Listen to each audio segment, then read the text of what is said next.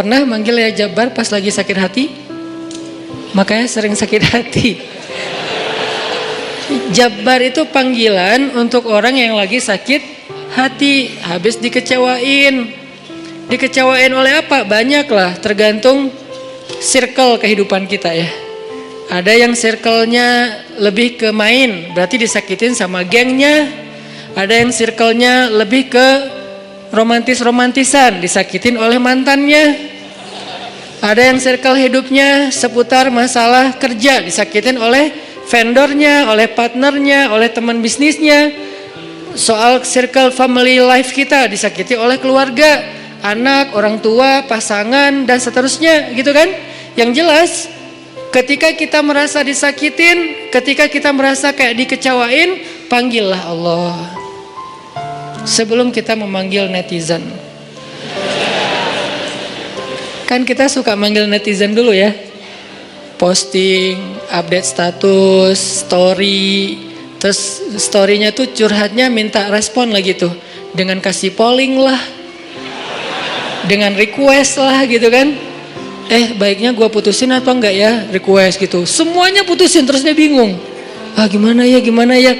Nah, sebelum kita istisyarah kepada netizen, karena netizen itu istisyarah, bukan istifta, bukan istikharah. Yang paling tinggi itu kan derajatnya dari 3 level. Meminta pendapat, nomor 1 tuh istikharah, minta pendapat Allah. Kedua, istifta, minta pendapat ulama, orang yang berilmu.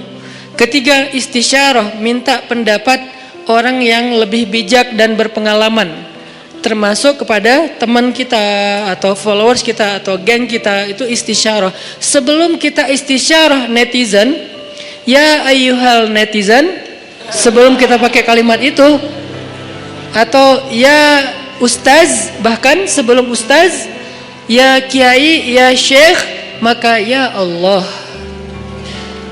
Panggil Allah Subhanahu wa ta'ala. Manggilnya gimana Ustadz? Salah satunya selain kata Allah pastinya, karena itu kalimat yang paling mulia, kita juga bisa manggil tematik. Ya Jabbar.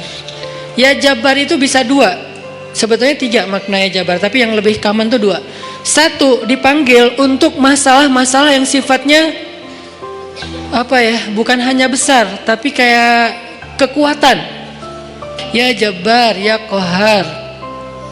Arti Jabbar dalam konteks itu yang perkasa, yang memaksa.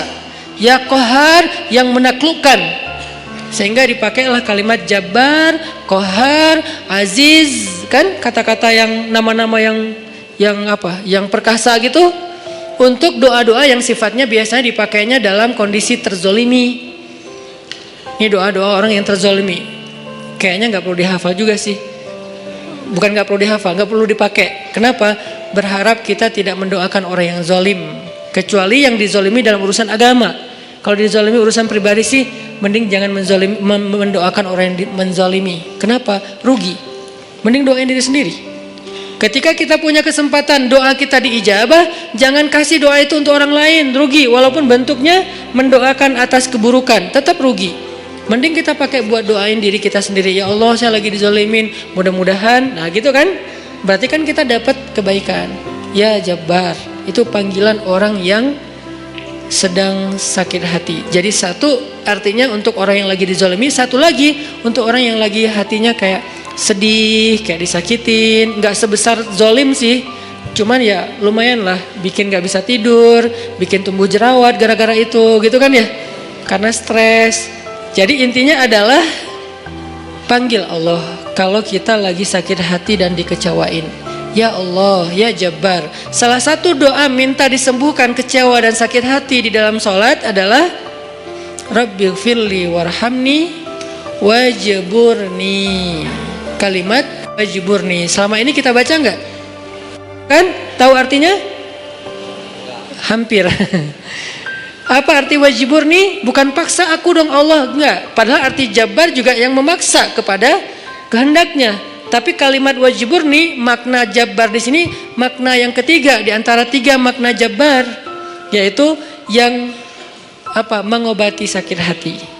Jadi ketika kita berdoa Rabbighfirli warhamni, wajburni, warfa'ni, warzukni, wahdini, wa'afini. Banyak banget ya. Luar biasa kita ya. Wajburni itu artinya kalau kita terjemahin, sembuhkanlah sakit hati saya. Atau bahasa lain juga bisa diterjemahin, hiburlah aku ya Allah, aku lagi sedih nih.